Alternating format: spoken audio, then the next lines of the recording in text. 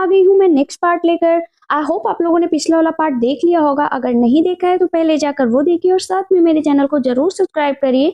हम आगे देखते हैं कि यहाँ पर युवान की जो सेलेस्टियल स्पिरिट थी उसे सुप्रीम मैजेस्टी ने ले लिया था। तो अब उसके पास कुल मिलाकर 3 आर्टिफैक्ट थे जिसके जरिए वो अपनी इंटरनल पावर को थोड़ा मजबूत कर रहा था और उनसे थोड़ी शक्तियां ले रहा था। तभी वहां पर यानदान आती है जो कि सूप बनाकर लाती है और वो कहती है कि ये आपके लिए मैं बनाकर लाई हूँ क्योंकि आप अगर इसे पियेंगे तो थोड़ा मजबूत होंगे। यहाँ पर कहीं ना कहीं यानदान बहुत ज्यादा दुखी होती है। वान जो है यानदान से फिर से लव से रिलेटेड कुछ बातें कर देता है जिसकी वजह से यानदान का फिर से वही रिएक्शन होता है कि आप जानते हैं कि आप एक लॉर्ड हैं और मैं एक सिंपल सी लोटस हूँ जिसके बीच में कभी भी प्यार हो ही नहीं सकता। आपकी अपनी रिस्पॉन्सिबिलिटी है और मेरी अपनी जगह है, आपकी रिस्पॉन्सिबिलिटीज के बीच मैं कभी नहीं आना चाहती।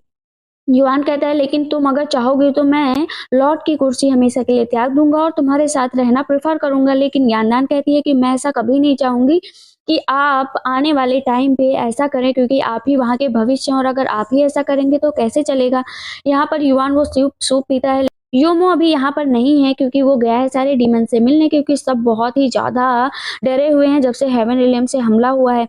युवान कहता है कि कोई बात नहीं, उसे आ जाने दो, फिर हम आगे की बात करें। यहाँ पर जाते हैं जिटाओ के पास और जिटाओ से कहते हैं कि फाइनली तुम थोड़ा ठीक हो गई हो तो अब तुम बता दो कि आखिर तुम क्या छिपा रही हो। वो वहां पर यानदान को देखती है और बोलती है माफ करना यानदान, और अपनी हेयर पिन निकालकर अपने आप को मारने चलती है। लेकिन तब तक युवान एक्टिव हो जाता है और अपनी पावर से उस जो हेयर पिन होती है ना उसको फेंक देता है। अब वो क्योंकि इतने झटके में नीचे गिरती है जिटाओ की बेहोश हो जाती है। वो जाती है यानदान देखती है कि उसके गले के ऊपर एक और निशान है। वो कहती है कि ये क्या है।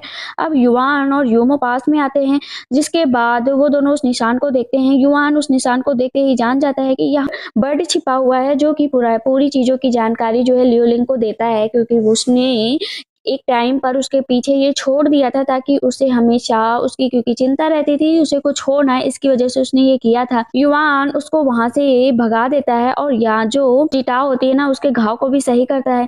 युमो बोलता है क्या सच में ऐसा लियोलिंग ने किया है? अगर उसने ऐसा किया तो उसको इसके बारे में सब कुछ पता होगा। युवान कहता है इसके लिए हमें खुद लियोलिंग से मिलना पड़ेगा। अब वो क्या करते हैं ना, जिटाव को उठाते हैं और वहां पर जाते हैं जहां पर लियोलिंग था। अब क्योंकि वो बहुत ही ज्यादा बेहोश होती है, इधर लियोलिंग भी किसी खास मुसीबत में था, वो एक जगह पर बंधा हुआ था। सब उसे जाकर बचाते हैं एक साथ और उसके बाद लियोलिंग उन सबको शुक्रिया बोलता है। तभी सामने उसकी जिटाओ पर नजर पड़ती है जो कि बेहोश पड़ी हुई थी। वो बोलते हैं अरे ये यहाँ पर कैसे आई, और वो उसे अपनी पावर देता है बहुत सारी। इसके बाद उसको होश आ जाता है। होश आते हुए लियोलिंग को देखने लगती है और बोलती है कि मैंने आपके लिए सब कुछ किया क्योंकि सुप्रीम मैजेस्टी ने मुझे फोर्स किया था ये सब करने के लिए। मैं तो कभी करना ही नहीं चाहती थी लेकिन मैं क्या करूं, मुझे करना ही पड़ा। ये सब मैंने आपके लिए किया, सिर्फ आपके लिए। आपके लिए मैं कुछ भी कर सकती हूँ। लियोलिंग पीछे मुड़ता है और वहां पर वो तीनों भी बड़े ध्यान से देख रहे होते हैं। तब यहाँ पर लियोलिंग बोलता है तुम सबका शुक्रिया मैं कैसे अदा करूं, और तुम लोग जो कहोगे मैं वो करूंगा। यहाँ पर युआन बोलता है कि जो तुम सोच रहे हो शायद उससे भी बहुत गहरी चीजें हैं यहाँ पर। अब लियोलिंग फिर से जिटाओ की तरफ देखता है। जिटाओ बोलती है कि मैं ऐसा क्या करूं कि तुम लोगों को मुझ पर यकीन हो जाए। पहले इन दोस्तों ने मुझ पर से विश्वास खोया, अब लियोलिंग क्या तुम भी मुझ पर से विश्वास खोओगे?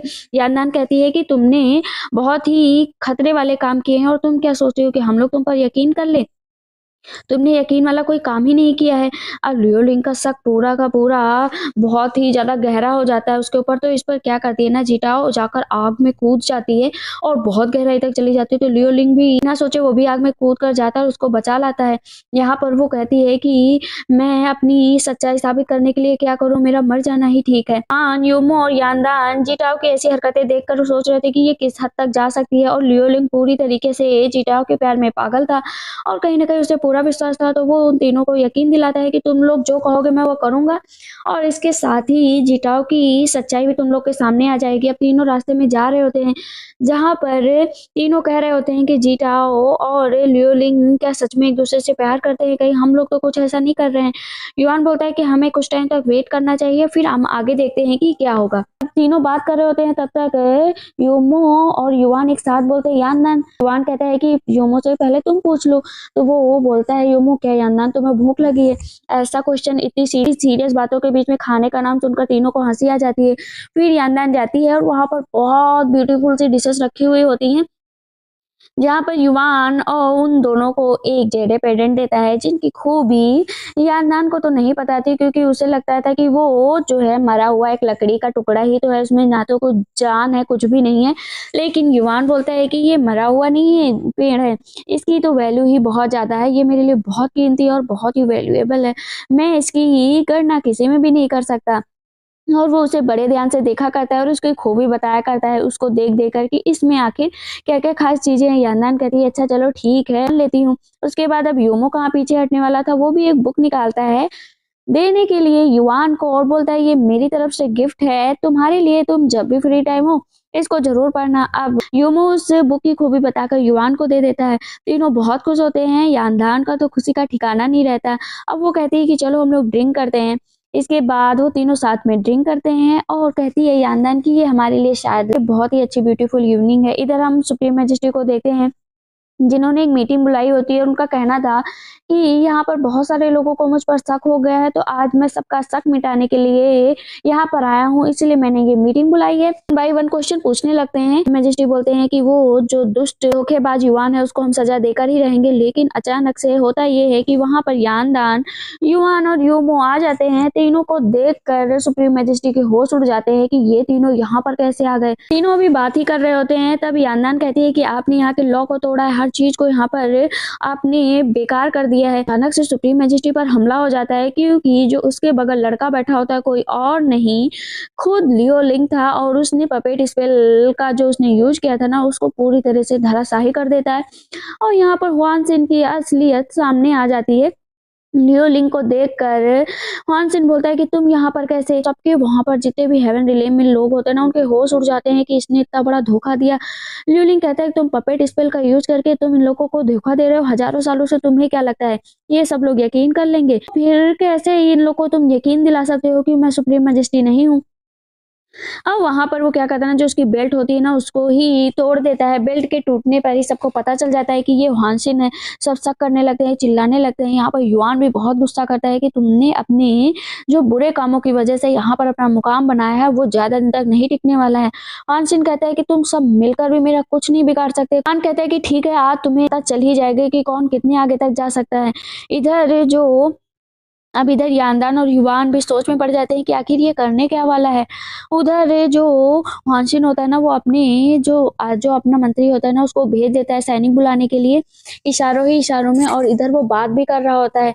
तभी यानदान योमो की तरफ देखती है, और योमो, क्योंकि योमो के जो पूरा खानदान था उसका कत्ल किसी और ने नहीं हानसिन ने किया था, वो भी जानबूझकर दूर ले जाकर ताकि किसी को पता न चल सके।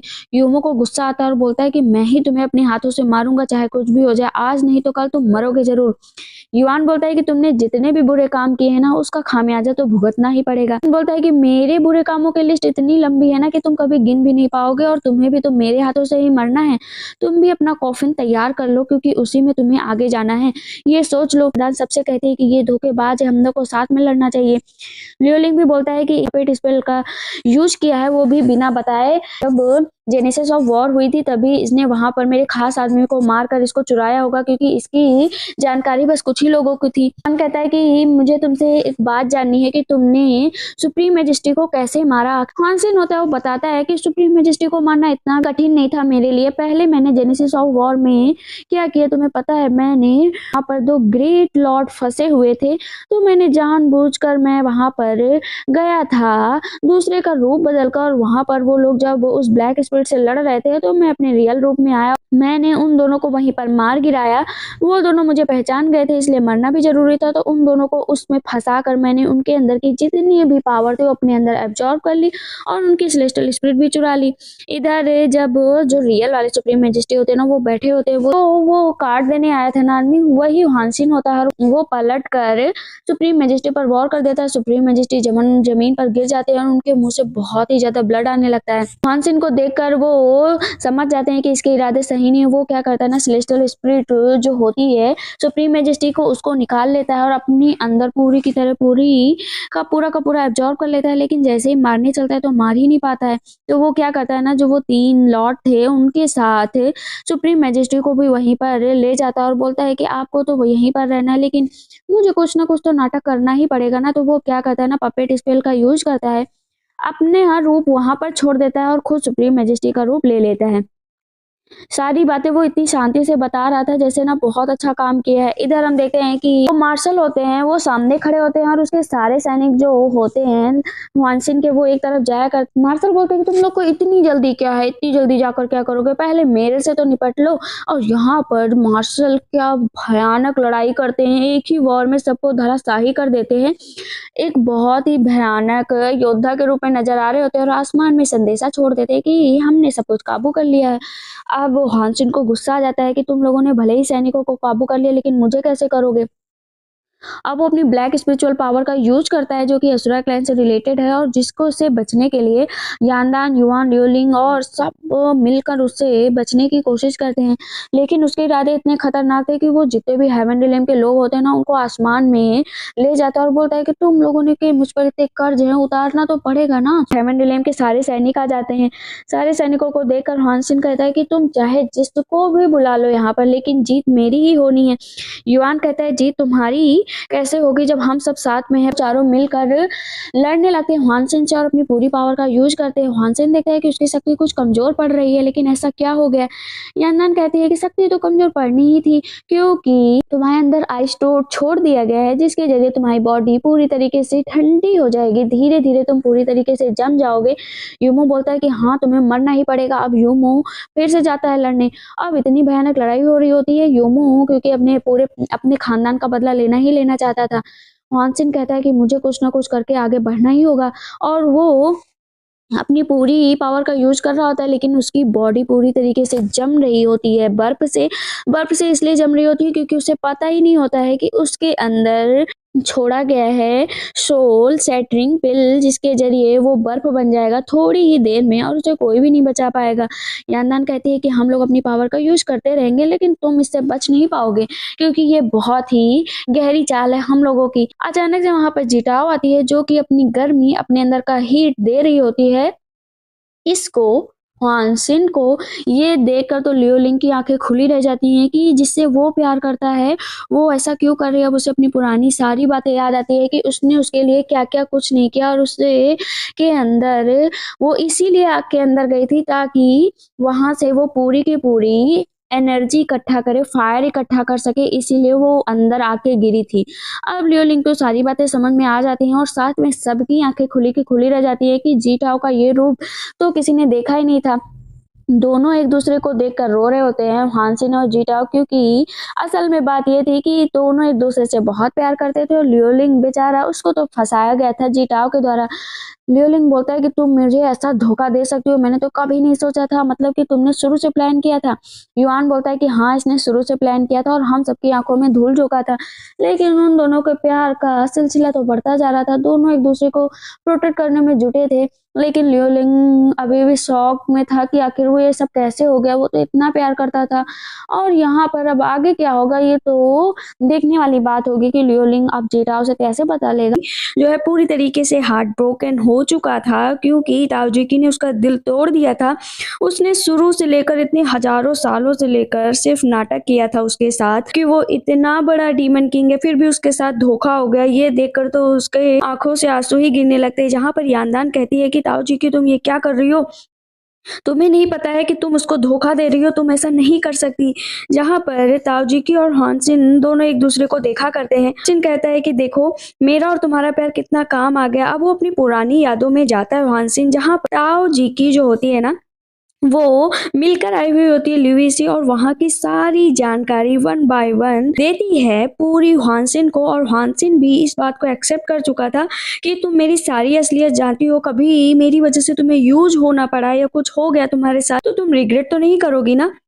वो वहां पर बोलती है कि अगर तुम मुझसे 1% भी प्यार करते हो ना, तो मैं कभी भी रिग्रेट नहीं करूंगी। और होता भी यही है कि जब लुइंग के साथ वो पकड़ी गई थी और उसे मारा जा रहा था, तो लुइंग को लग रहा था कि वो उसकी वजह से मर रही है, बट ऐसा तो बिल्कुल भी नहीं था। वो तो जानबूझकर वो कर रही थी, अपने आप को सेक्रीफाइस कर रही थी हानसिन के लिए, और हानसिन को देख कर वो रो रही थी वहां पर, ना कि लुई के लिए। हानसिन वहां पर खड़ा ये सब देख रहा था।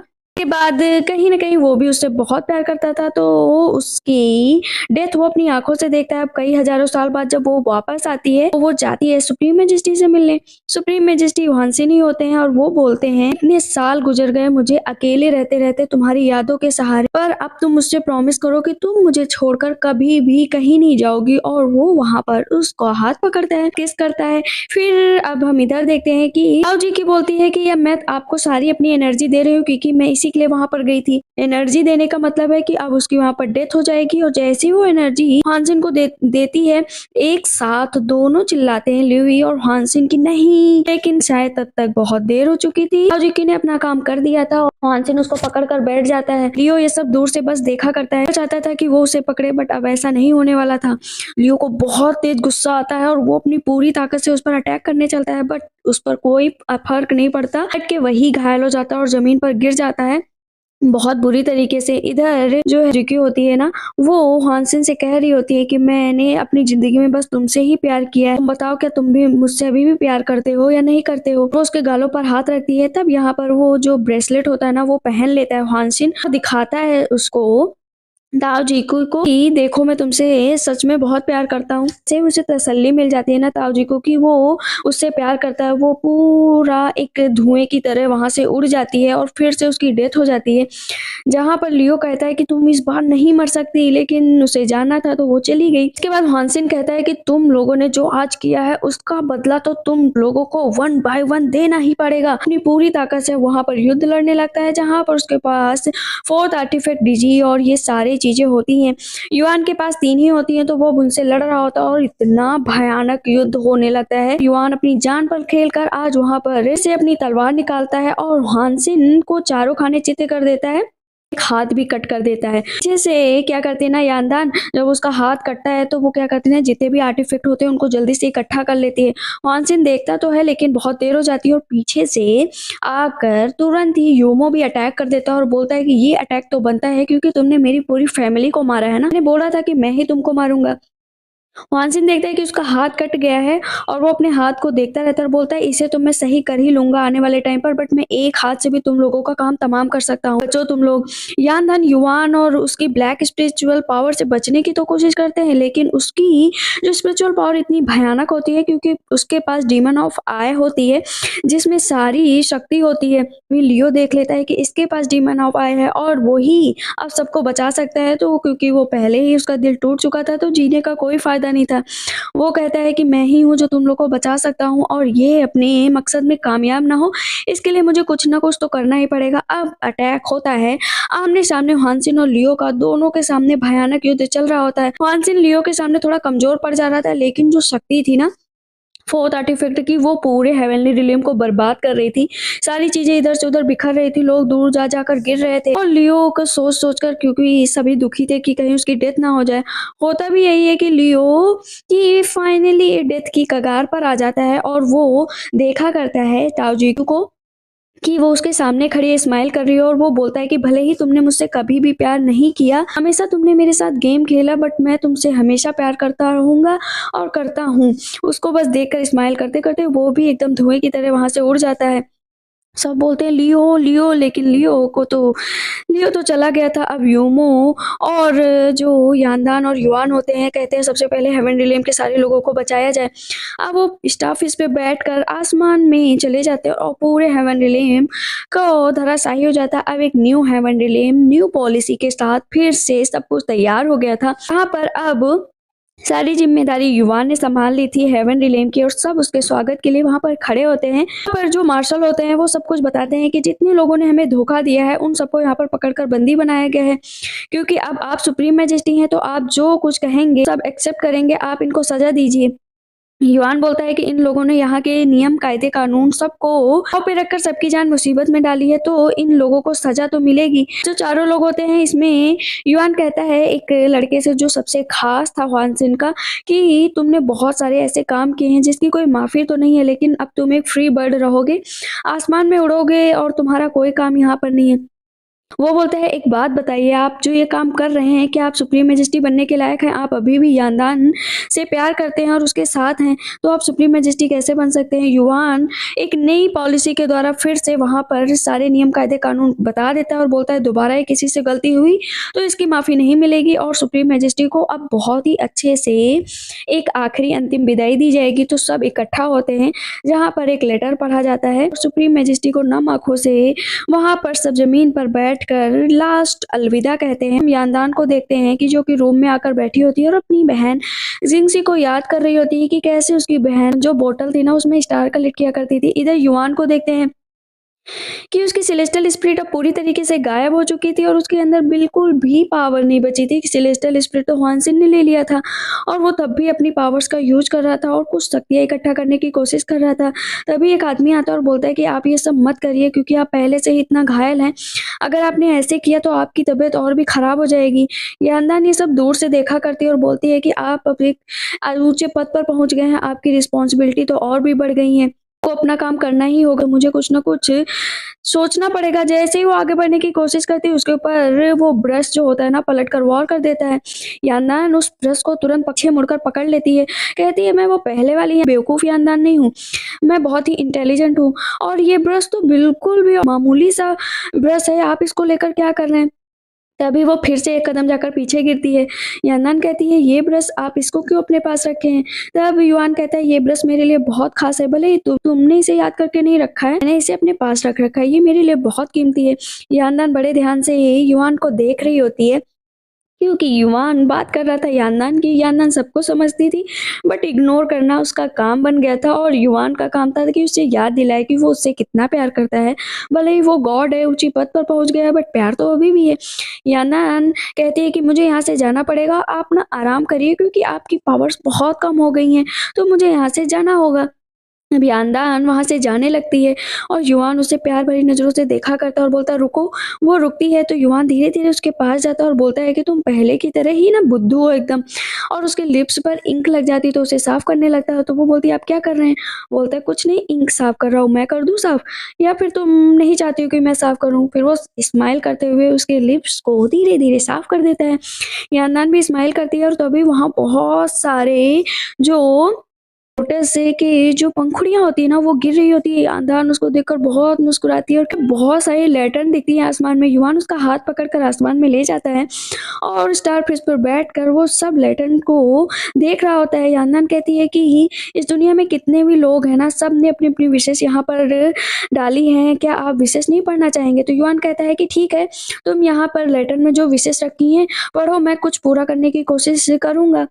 यानदान कहती है कि ठीक है, मैं कोशिश करती हूँ, लेकिन थोड़ी देर बाद वो क्या करती है ना, देखती है फिर रुक जाती है। युवान बोलता है, क्या हुआ, तुम रुक क्यों गई? क्या तुम्हें लैटर्न में विशेष नहीं पढ़नी है?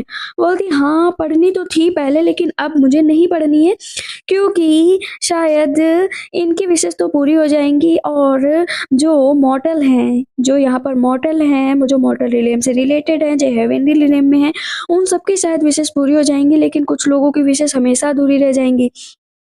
युआन यानदान की तरफ देखता है और कहता है कि सबकी विशेष पूरी हो या ना हो लेकिन मेरी विश हमेशा अधूरी रह जाएगी। इधर हम हानसिन को देखते हैं जो उसी जगह पर जाता है जहाँ पर उसकी हेयर पिन मिली थी जीक्यू की, और वो फिर से उसी जगह पर जाता है, वो हेयर पिन लगा देता है। इधर अब वो फिर से पुरानी यादों में जाता है जहाँ पर हानसिन लेटा हुआ होता है और जो ताओजीकी होती है ना वो जाती है सोते हुए हानसिन के पास और उसके हाथ में वो लव रिबन बांध देती है जिससे पता चले कि उन दोनों के बीच प्यार है या नहीं है, ये और टेस्ट किया करती है। तभी हानसिन जग जाता है और कहता है कि तुम ये क्या की कोशिश कर रही हो, तुम जानबूझकर ये कर रही हो ना? और जो बोलती है कि मैं आपसे इतना प्यार करती हूँ कि मैं चेक भी नहीं कर सकती। तब हानसिन बोलता है कि तुम डे बाय डे बहुत ज़्यादा बोल्ड होती जा रही हो, तुम्हें ना किसी चीज़ का डर नहीं है। और तब ताओजीक्यू बोलती है कि यहाँ पर लाखों सेवक हैं, लाखों लोग हैं और मैं क्यों डरूँ फिर? और फिर हानसिन उसको अपनी तरफ घसीट लेता है और जो ताओजीक्यू होती है ना वो बोलती है कि क्या आप इससे आगे नहीं जाना चाहेंगे? तभी वो फिर से इधर आ जाता है जहाँ पर वो ताजिको को याद करके रो रहा होता है। हानसिन कहता है कि पिछली बार जब तुमने अपनी अंतिम सांसें ली थी मेरी वजह से, तब मुझे इतना रिग्रेट नहीं हुआ था, लेकिन इस बार मुझे इतना रिग्रेट फील क्यों हो रहा है। मैं उन लोगों को नहीं छोड़ूंगा, उन लोगों से इसका बदला तो मैं लेकर ही रहूंगा। और वहां पर फिर जितनी भी डेड स्पिरिट्स होती है ना, आत्माएं, चुरा लेता है। वो जितनी भी स्पिरिट्स होती है ना, वो थ्री रियम से बिलोंग करती है और गोल्डन सिसिडा रिजाइन से सुप्रीम शक्तियों से वो बंधी हुई होती हैं। और अगर उनको कोई अपने अंडर में कर लेना तो वो बहुत ही पावरफुल हो जाता है। तो अब हुआन सिन यही करता है और वो सारी पावर्स अपने अंदर एब्जॉर्ब कर लेता है।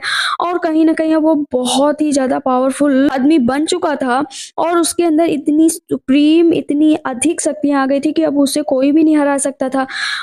उसके अंदर जो घाव होते हैं ना, वो भी धीरे धीरे भरने लगते हैं। इधर हम मार्शल को देखते हैं जो कि हानसिन से बचने का तरीका ढूंढ रहे होते हैं। यानदान कह रही होती है कि जैसे उसने हमें अपने जाल में फंसाया, हमें भी अपने जाल में उसे फंसाना चाहिए और उसके सामने कोई ट्रिक लगानी चाहिए ताकि वो आसानी से फंस जाए। हेवन रिले में जो दूसरी डाइटी होती है वो भी कहती है कि हाँ, हम लोग ट्राई कर सकते हैं। युआन भी सोच में पड़ा होता है कि क्या ये सब आइडिया हानसिन को पकड़ने के लिए काम आएंगे या नहीं आएंगे या नहीं आएंगे। यूमो कहता है कि हम लोग कोशिश तो कर ही सकते हैं एक बार, अगर वो पकड़ में आया या ना आया ये तो उसके बाद की बात है, लेकिन उसकी शक्तियां डे बाई डे बढ़ती जा रही हैं। वो खतरनाक होता जा रहा है। अगर उसे खुला छोड़ दिया गया तो वो खतरनाक साबित होगा। अब जो वो 4 लोग थे ना, उनको सजा दी जा रही होती थी, जिसमें से लास्ट जो उससे प्रिय लड़का था ना हानसिन को, जो उसको अब एक गोल घेरे में उतारा जा रहा था जहाँ उसकी सजा तय की जा रही थी। जानबूझकर वहां पर एक सैनिक आता है और बोलता है कि हानसिन को मारने का सारा प्लान तैयार कर लिया गया है। और वहां एक नकली प्लान बताता है, उसके सामने बातें कर रहा होता है हानसिन की कि कौन सा प्लान तैयार किया है। वो पूरी बातें सुन रहा होता है कि वो सब जाकर बताएगा उसे। और उसके पीछे एक सीक्रेट चीज छोड़ दी जाती है जो सारी जानकारी हेवन रिले में बताएगी। और वो लड़का नीचे चला जाता है जहाँ पर आगे क्या होगा, क्या वो ये सारी बातें वहां पर बताएगा जाकर हानसिन को, और हानसिन क्या इस जाल में फंस पाएगा। इसको देखने के लिए आप लोग को मेरे चैनल को सब्सक्राइब करना पड़ेगा, साथ में लाइक और बहुत सारा प्यार दीजिए। Thank you so much, bye bye, take care. देखते हैं कि यहाँ पर यूमो, यानदान और युआन साथ में बैठे होते हैं जहाँ पर बात चल रही होती है कि जो सीमू होता है, मीन्स हानसिन का बहुत ही करीबी दोस्त, उसको जब वहां से धक्का दिया गया था तो उसने सारी बातें सुन ली थी। और अब उसी के बारे में तीनों बैठे बातें कर रहे थे, क्योंकि जो उसके पीछे एक चीज छोड़ी गई थी उससे होने वाला था धमाका। तो इस धमाके के जरिए ही उस हानसिन को बाहर लाया जा सकता था। तो कि सीमू जो है एक जगह पर आकर बैठ जाता है जहां पर उससे हानसिन सच में मिलने आ गया होता है।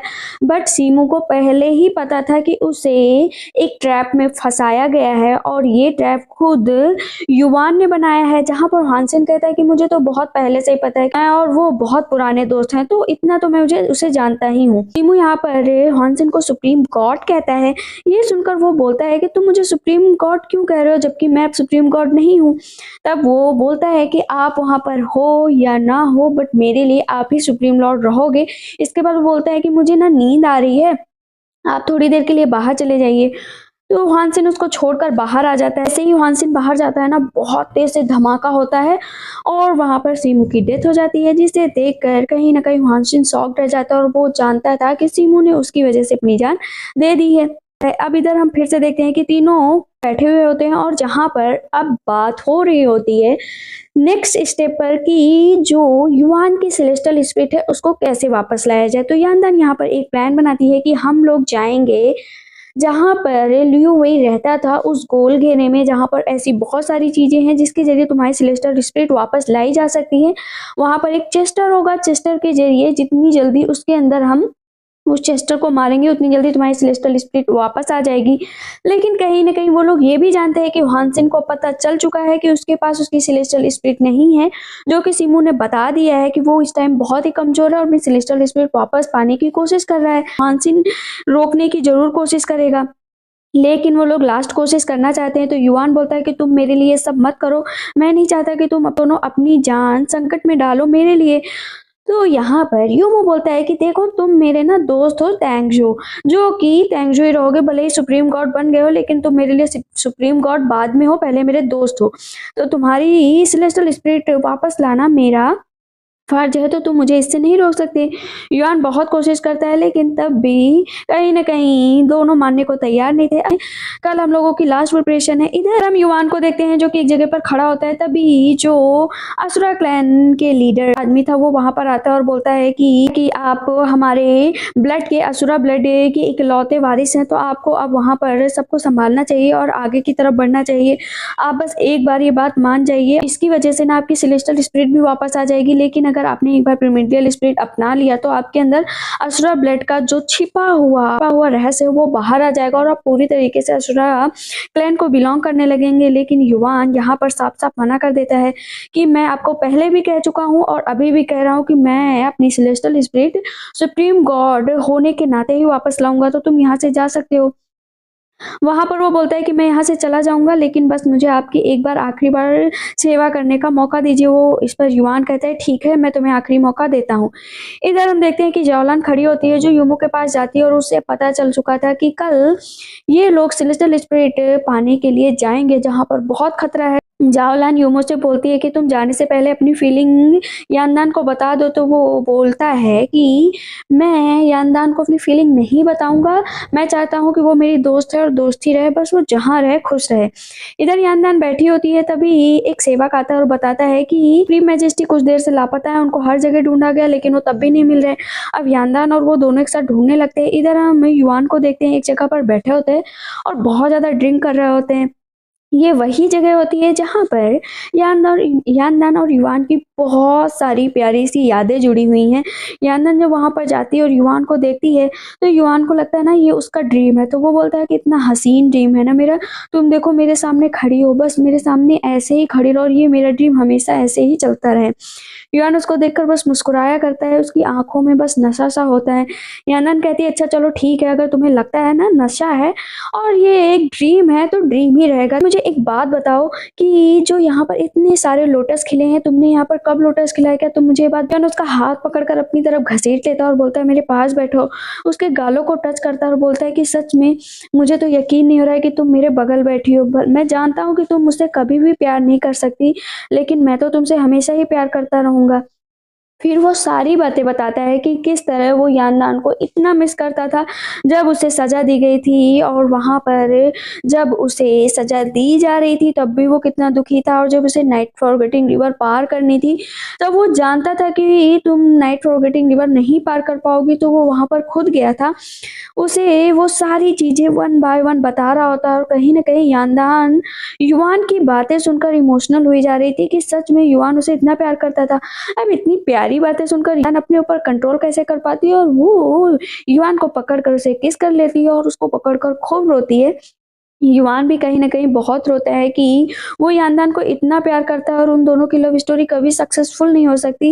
ये सोच-सोच कर वो बहुत रोता है। मैं इस बात से दुखी नहीं हूँ कि तुम मुझसे प्यार नहीं करोगी, मैं इस बात से तुम्हें अपने करीब कभी भी नहीं पाऊँगा। अब वो सुबह उठता है और सुबह उठकर जब लोटस की तरफ उसके हाथों से बनाया हुआ देखता है तो वो जान जाता है कि कल रात वो उसका ड्रीम नहीं था, मतलब कि सच में वहाँ पर यानदान थी। अब क्योंकि सेलेस्टियल स्पिरिट पाने का टाइम था, अब तीनों तैयार होकर उस गोल घेरे के पास जाते हैं जो लियुई का घर था जो उसने बनाया था। अब वहाँ पर जैसे ही पावर का इस्तेमाल होने लगता है तो जो युआन होता है ना उसके अंदर जितनी भी खरोंचे दर्द होता है वो सब भरने लगता है। इधर हानसिन कैसे ना आता वहाँ पर, और वहाँ पर आकर सबसे पहले जो स्वर्गीयन जितने भी सैनिक होते हैं ना उनको मार गिराता है, और साथ में उसका जो दूसरा असुरा क्लैन का आदमी होता है वो भी पीछे-पीछे सारी हरकतें नोटिस किया करता है। इधर हानसिन आते ही सबसे पहले युआन पर हमला बोल देता है, दोनों के बीच भयानक लड़ाई होती है। हानसिन बोलता है तुम इतने कमज़ोर हो गए, मैंने तो ये कभी सोचा भी नहीं था, और उसका गला पकड़कर खूब दबाया करता है। इतना कमज़ोर होकर तुम मुझसे युद्ध कैसे लड़ सकते हो? लेकिन तभी वहाँ पर उसके साथ धोखा हो जाता है क्योंकि वहाँ पर युआन नहीं यानदान होती है जो कि पपेट स्पेल का यूज़ कर रही थी, और जैसे ही वो उसके चेहरे से नकाब हटा वो जान जाता है हानसिन की इसने पपेट स्पेल का यूज़ किया, और युआन भी पीछे से आ जाता है। दोनों के बीच काफ़ी देर तक लड़ाई होती है। अब हम इधर फिर से सीन देखते हैं पुराना जहाँ पे यानदान कह रही होती है कि हानसिन को कैसे मारा जा सकता है। वहाँ पर वो प्लान बना रही होती है कि उसको मारने के लिए हमें एक ट्रैप बिछाना पड़ेगा जिससे जितनी देर मैं उसे चाहूँगी उतनी देर कंट्रोल कर सकती हूँ।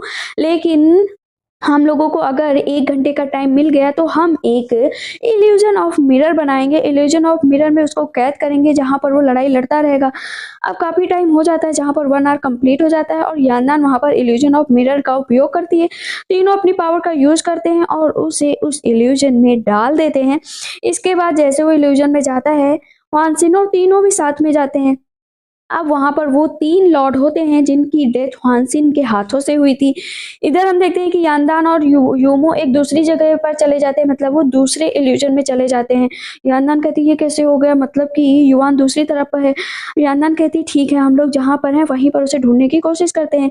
इधर हम युवान को देखते हैं, वो तीनों लॉर्ड के साथ ह्वानसिन से लड़ाई करने के लिए तैयार था, जहाँ पर ह्वानसिन बोलता है कि ये मरे हुए लोग मेरा क्या बिगाड़ पाएंगे। इनको मैंने पहले भी मारा है, फिर से मारूंगा और जितनी बार आएंगे उतनी बार मारूंगा। युद्ध स्टार्ट होता है जहां पर 4 एक तरफ और ह्वानसिन एक तरफ।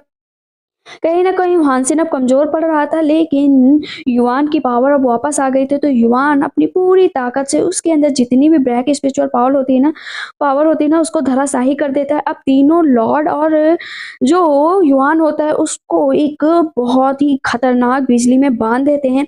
तीनों लॉर्ड उसका काम तमाम करने वाले ही होते हैं। तभी जो हानसिन होता है और बोलता है तुम लोग मेरा कुछ नहीं बिगाड़ सकते, और वो पूरी जो लाइट होती है वो अपने अंदर अब्जॉर्ब करता है, तीनों लॉर्ड को नीचे धक्का दे देता है और एक बहुत बड़ा धमाका होता है। उसके बाद वो पीछे हट जाता है।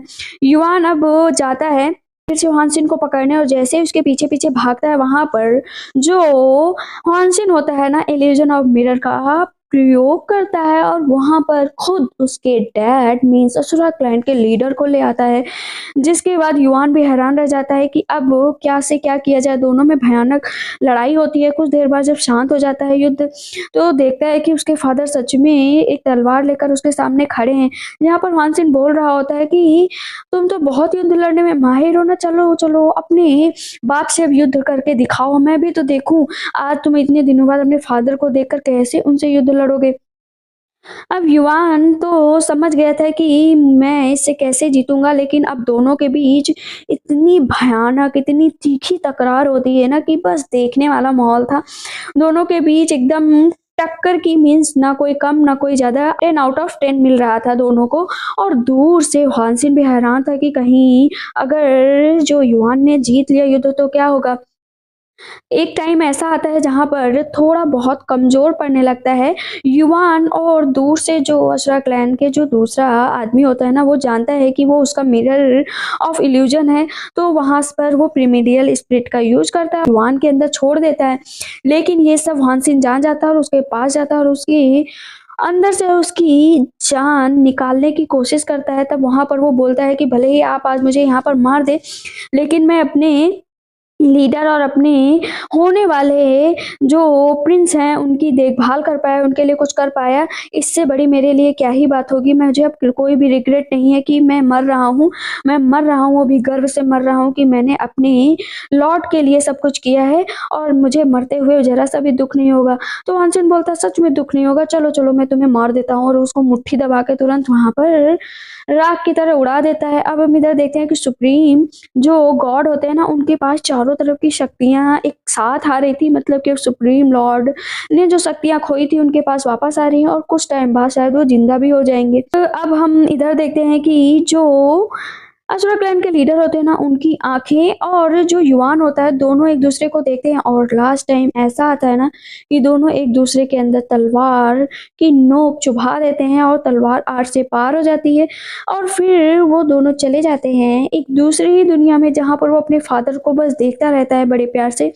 उसके फादर उसको देखते रहते हैं। हम आगे देखते हैं कि जब युवान ऊपर जाता है एक दूसरी जगह पर, तो जहाँ पर उसके फादर सच में अब वहां पर होते हैं, जहाँ पर उसके फादर बोल रहे होते हैं कि मैं हूँ असुरा क्लैन का लीडर, जिसके अंदर इतनी शक्तियां हैं जिसका कोई तोड़ नहीं है। एक आदमी के पास अगर तुम 100 आदमियों की शक्ति जोड़ लो उतनी मेरे पास बस एक चुटकी में शक्ति है। तो तुम सोचो कि तुम्हारे अंदर कितनी शक्ति होगी। तब युवान बोलता है कि आप शक्तियों की बात कर रहे हैं, लेकिन मैं तो कभी शक्तियों की बात करना ही नहीं चाहता।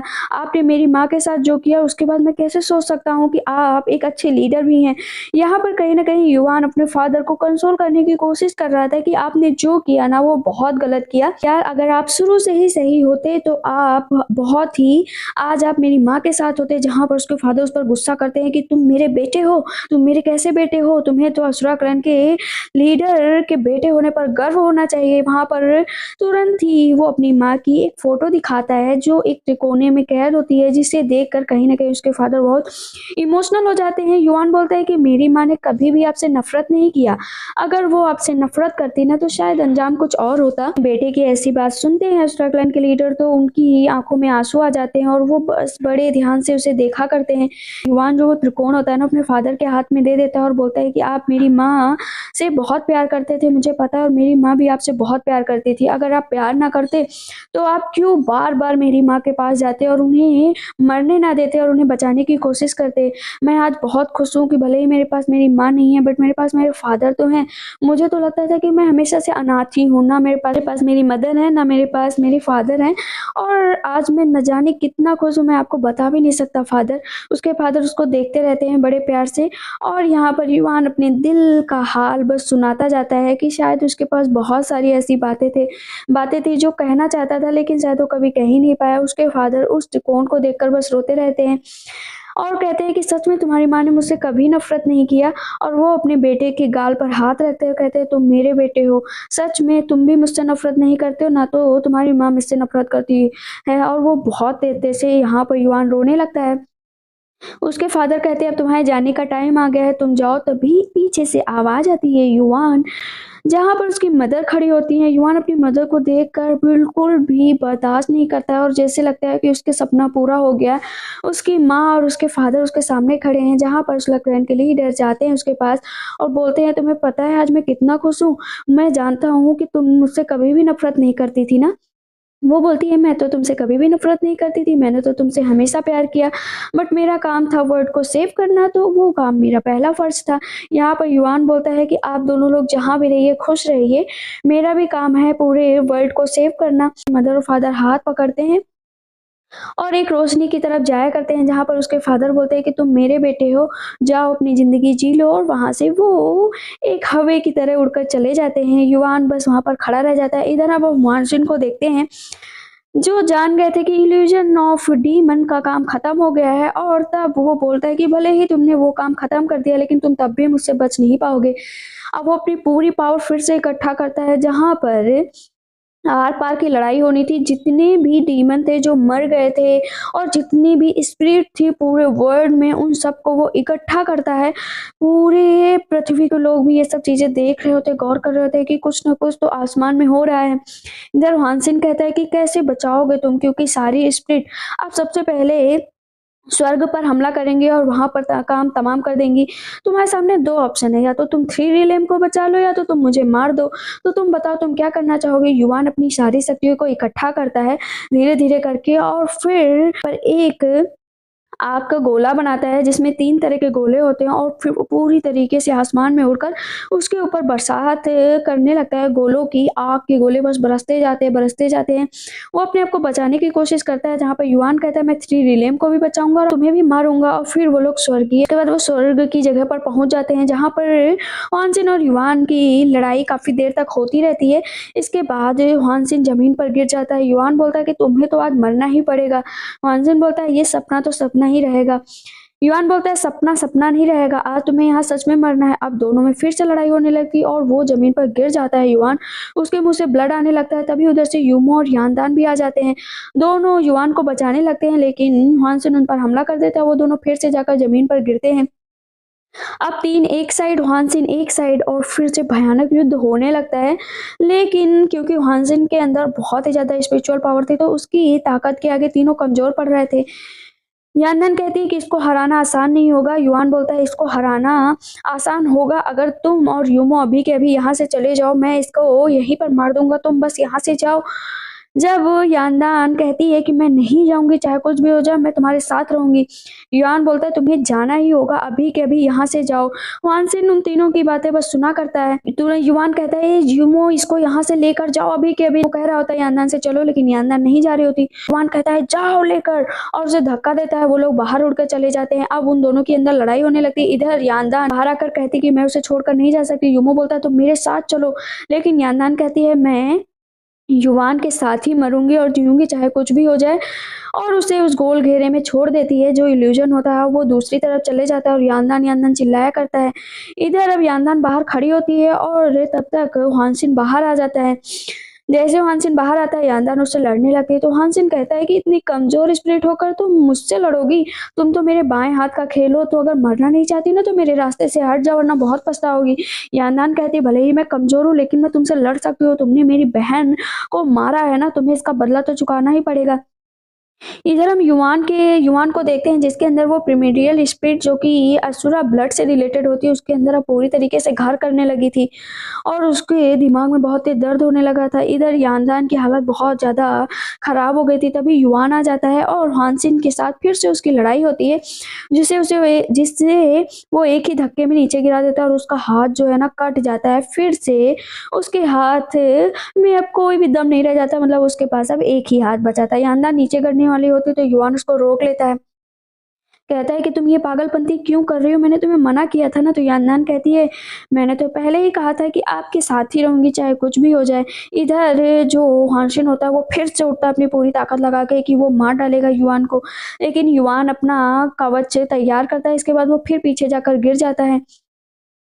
युआन कहता है दूर रहना अभी। अब वो यानदान से कहता है कि तुम ठीक हो ना। यानदान कहती है मैं ठीक हूँ, बस आप ठीक रहो, मैं तो ठीक ही हूँ। अब वो उसके गाल पर हाथ रखती है और बोलती है कि मैं बहुत खुश हूँ कि तुम अभी भी ठीक हो। अब दोनों एक दूसरे के गले लग जाते हैं। इसके बाद वहाँ जितनी भी जमीन होती है ना वो चिटकने लगती है और फिर से दोनों आ जाते हैं उस इल्यूजन को पार करके उस जगह पर जहाँ पर सब लोग इंतजार कर रहे होते हैं। जैसे ही दोनों वहां पर आते हैं योमो बहुत खुश होता है कि यानदान ठीक है, और वो बैठकर तुरंत कहता है कि मुझे तो यकीन नहीं हो रहा है कि तुम दोनों सही सलामत वापस आ गए हो। यानदान कहती है हाँ सच में वापस आ गए। अब योमो और यानदान बहुत खुश होते हैं। योमो युआन के हाथ पर हाथ रखता है। युआन योमो के हाथ पर हाथ रखता है, उसके बाद तीनों अपनी मुट्ठी मिलाते हैं। जहां पर अब सेलेस्टियल डाइटी जो होती हैं वो बताती हैं कि अभी भी बाहर मार्शल उन स्पिरिट से लड़ रहे हैं, लेकिन अभी उनको मारने का कोई भी तरीका नजर नहीं आ रहा है। युवान कहीं न कहीं जानता था कि इसका एक ही तरीका है कि वो उसे कैसे मार सकता है, इसके लिए बस उसे मरना होगा, और जैसे ही वो मरेगा तो उसके अंदर से जो असुरा ब्लड है ना वो ख़त्म हो जाएगा, और जैसे ही वो ख़त्म होगा तो वो स्पिरिट क्योंकि उसी के ब्लड से जुड़ी हुई हैं, तो वो अपने आप मर जाएँगी। योमो आगे जाता है और यानदान भी पीछे जाती है, तभी अचानक से फिर से युवान के माथे में बहुत तेज़ दर्द होने लगता है। युवान कहता है हटो तुम दोनों यहाँ से अभी के अभी हटो, और उसके अंदर कहीं ना कहीं असुरा ब्लड का पूरा वो फैल रहा था। खौफनाक मंजर होने वाला था। वो बहुत तेज से धमाका होता है, सारे लोग जमीन पर गिर जाते हैं। यानदान कहते हैं युवान युवान। युमो कहता है अभी उसको मत छूना, उससे अभी दूर रहो, देख नहीं रहे उसके अंदर असुरा ब्लड फैल रहा है। यानदान कहती है कि नहीं मैं नहीं रुक सकती, और वो तुरंत ही उसको पास चली जाती है। यूमो कहता है यानदान तुम ये क्यों कर रही हो, लेकिन उसे झटका लगता है, वो फिर जमीन पर गिर जाती है और उसके मुंह से ब्लड निकलने लगता है। युवान उसको अपनी तरफ घसीट लेता है। तब यानदान कहती है मेरी तरफ देखो युवान, युवान मेरी तरफ देखो, क्या तुम मुझे नहीं याद कर सकते, तुम्हें मुझे मेरा प्यार याद नहीं है, तुम मुझसे कितना प्यार करते हो याद तो करो। लेकिन युवान अपने होश में ही नहीं रहता, वो उसका गला और तेज से दबा देता है। यानदान कहती है तुम ऐसा कैसे कर सकते हो, मेरी तरफ देखो, मेरी बातों को याद करो, युवान युवान याद करो। अब युवान उसकी तरफ देखता है, उसको रोते हुए देख जैसे उसकी आंखों से आंसू निकलते तो उसे याद आने लगता है कि कैसे वो यानदान से मिला था, कैसे वो दोनों एक दूसरे से बात करते थे, कैसे उसने उसकी इतनी हेल्प की। उसे वो छोटी छोटी सारी बातें याद आती है, तो वो उसका तुरंत गला छोड़ देता है और उससे बहुत हैरानी होती है कि ऐसे कैसे उसने यानदान का गला पकड़ लिया। जैसे ही वो गला छोड़ता है यानदान नीचे गिरती है और फिर उसके गले लग जाती है और बोलती है कि तुम ठीक हो ना, तुम ऐसे नहीं कर सकते, देखो तुम ठीक हो ना, लगाए रहती है बहुत ही कस के कि तुम ठीक हो जाओगे, तुम ऐसे बस थोड़ी देर के लिए तुम्हारे साथ ऐसा हुआ है। युवान पूरा जैसे अपना होश ही खो चुका था कि आखिर ये चल क्या रहा है।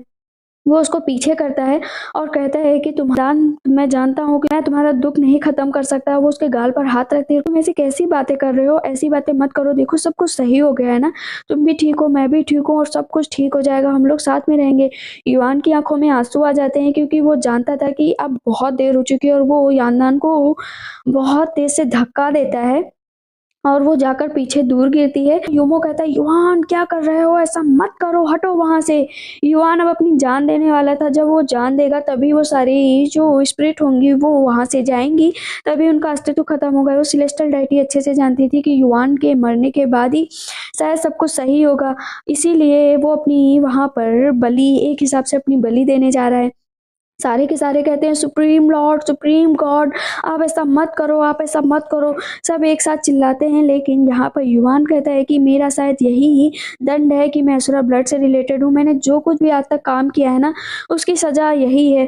अब सुप्रीम गॉड भी कुछ दिनों में उनको होश आ जाएगा, जब उनको होश आए ना तो बस उनसे इतना कह देना कि मैं बिल्कुल ना अपनी माँ के जैसा हूँ, मैं भी इस वर्ल्ड को हमेशा से बचाना चाहता हूँ और जैसे मेरी माँ बचाना चाहती थी। यानदान बस रोती रहती है, कहती है, युआन मत जाओ ना, मत जाओ, प्लीज मत जाओ।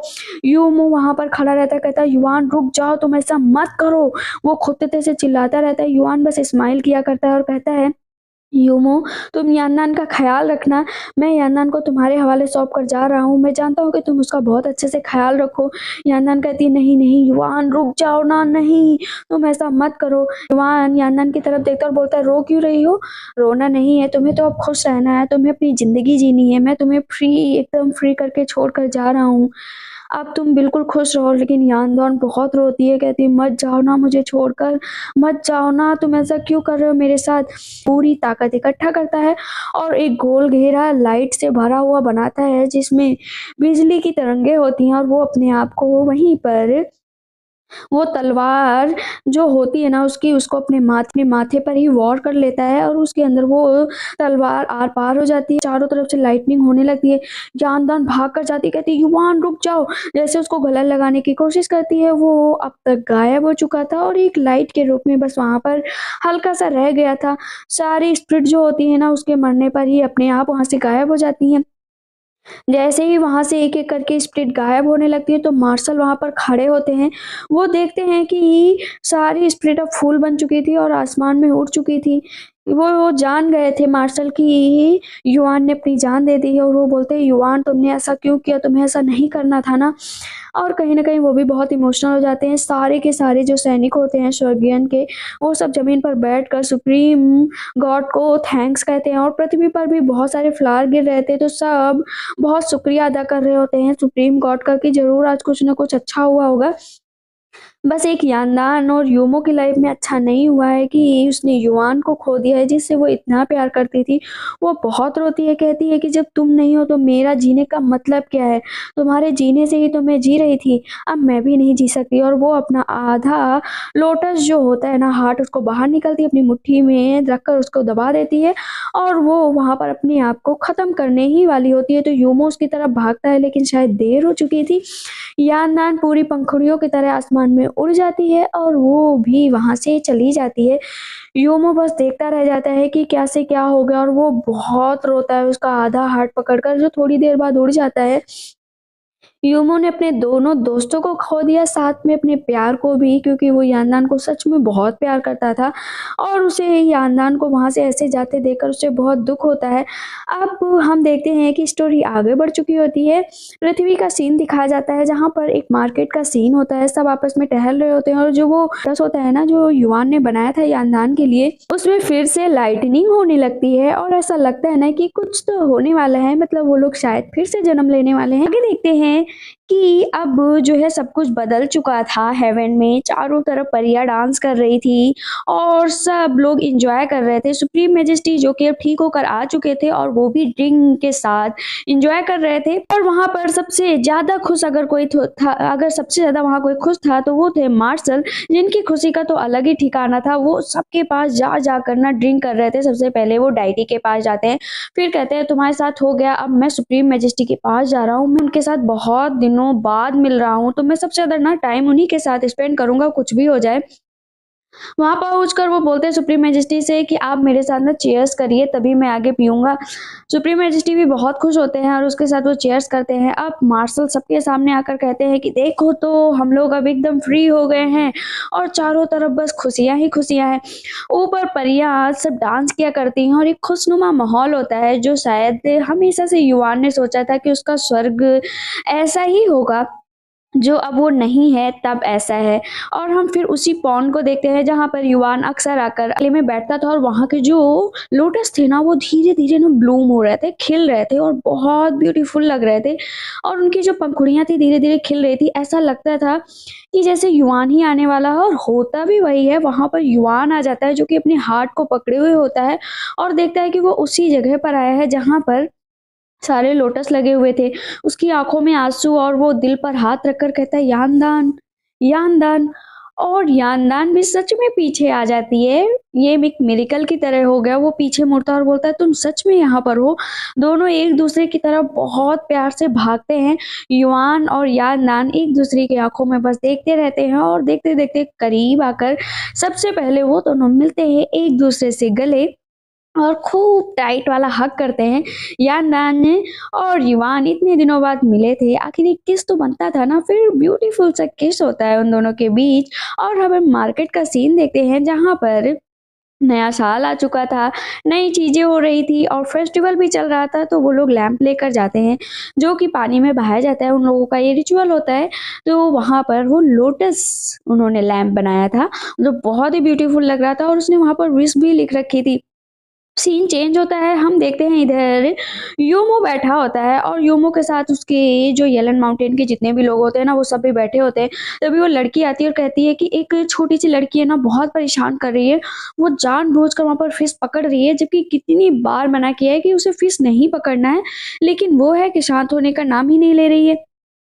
वो इतनी सारी शिकायतें बता देती है तो यूमो बोलता है ठीक है तुम बैठो, मैं अब जाकर उससे निपटूँगा, देखो तो ज़रा कौन है।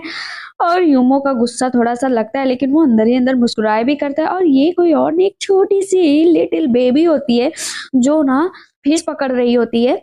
यूमो जाता है और बोलता है कि तुम्हें फिश पकड़ने की क्या ज़रूरत है? क्यों पकड़ रही हो फिश? वो बोलती है मैं आपको क्या बुलाऊँ? मैं आपको बुलाऊँगी ना हीतो। तो बोलते हैं हीतो?